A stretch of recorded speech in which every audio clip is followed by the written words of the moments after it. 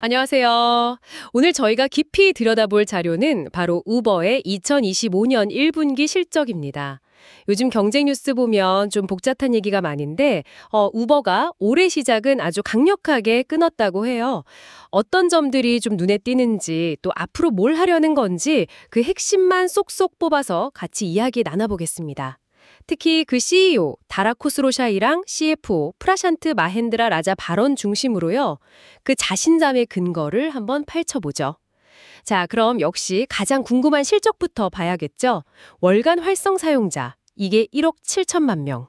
와, 작년보다 14%나 늘었고요.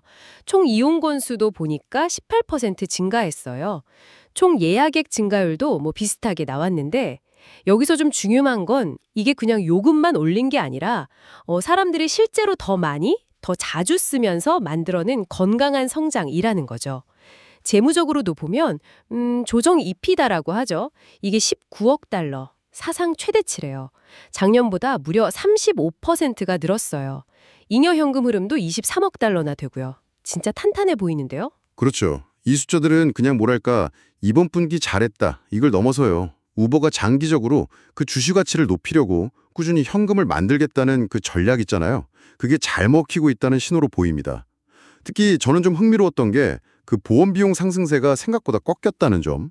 네, 그 덕분에 비용 부담을 좀 덜어서 이걸 소비자 가격 안정화에 어느 정도 쓸 여력이 생긴 거죠.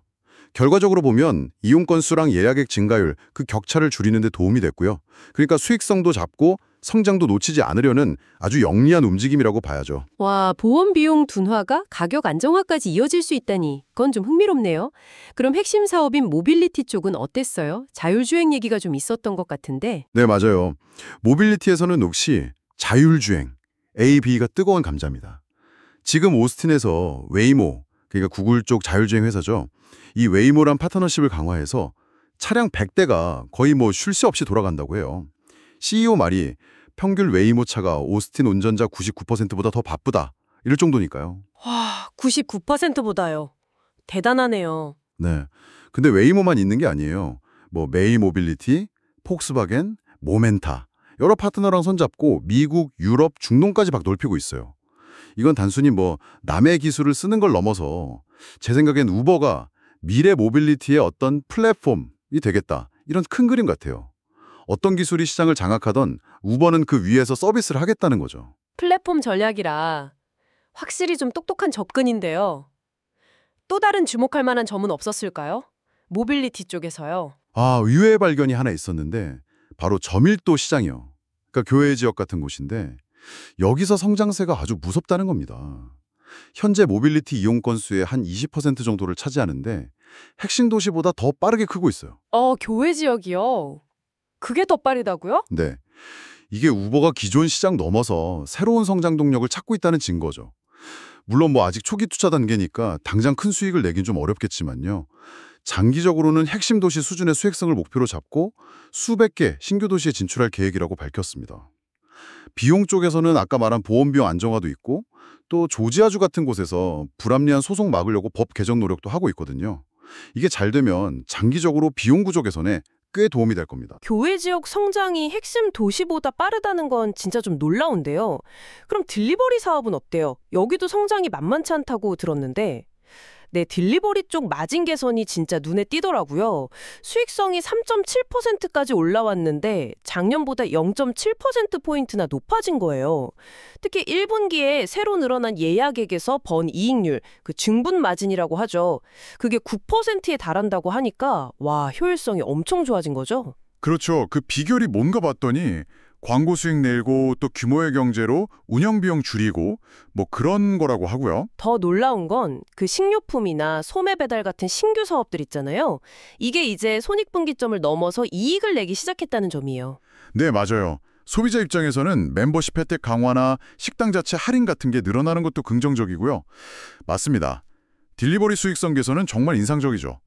근데 동시에 시장 점유율 확대라던가 식료품 배달 같은 새로운 먹거리 키우려면 투자도 계속해야 하니까 그 균형점을 잘 찾아야겠죠. 요즘 배달 시장 보면 뭐 인수합병 얘기도 쏠쏠 나오잖아요. 그렇죠. 경쟁이 워낙 치열하니까요. 네, 이런 상황 속에서도 우버는 특히 유럽에서 예를 들어 영국 이치 1위 달성이라던가 프랑스, 독일 성장 같은 걸 통해서 자체 힘으로도 충분히 경쟁력을 보여주고 있다. 이 점을 좀 강조하더라고요. 아, 경쟁 얘기가 나와서 말인데요. 미국에선 리프트, 유럽엔 볼트, 남미엔 디디 이런 경쟁사들 만만치 않잖아요. 그리고 뭐 거시경제 불안 이런 외부 요인 영향은 없었나요? 물론 지역별로 강력한 경쟁자들이 있죠. 근데 발표 내용을 보면 대부분 주요 시장에서는 우버가 여전히 선두를 지키고 있다 이렇게 얘기하고요. 경쟁은 주로 이제 서비스 품질 중심으로 간다 이런 양상인 것 같아요. 거시경제 영향은 아직까지는 소비자 행동 패턴에 뭐 큰 변화는 감지되지 않는다 이렇게 말하고요. 아무래도 우버가 제공하는 게 교통, 음식, 식료품 이런 거니까요. 경기를 타더라도 좀 필수적인 측면이 있어서 상대적으로 안정적인 것 같습니다. 확실히 우버 사업 모델이 가진 그 안정성이 좀 돋보이는 부분이네요. 오늘 우버 1분기 실적을 쭉 훑어보니까 탄탄한 성장세랑 수익성 개선 노력, 그리고 자율주행 같은 미래 기술에 대한 야심찬 계획까지 정말 인상 깊었습니다. 네, 그렇죠. 오늘 이야기를 좀 마무리하면서 여러분께 이런 질문을 한번 던져보고 싶어요.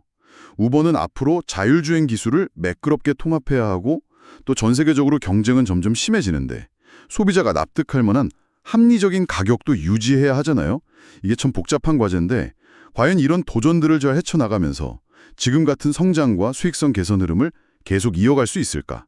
더 나아가서 이 빠르게 발전하는 자율주행 기술이 단순히 이동의 편리함 이걸 넘어서 우버가 만들어온 긱 이코노미라는 일하는 방식 자체 또 그 안에 사람들에게는 어떤 근본적인 변화를 가져올지 이걸 지켜보는 것도 굉장히 흥미로운 관전 포인트가 될 것 같습니다.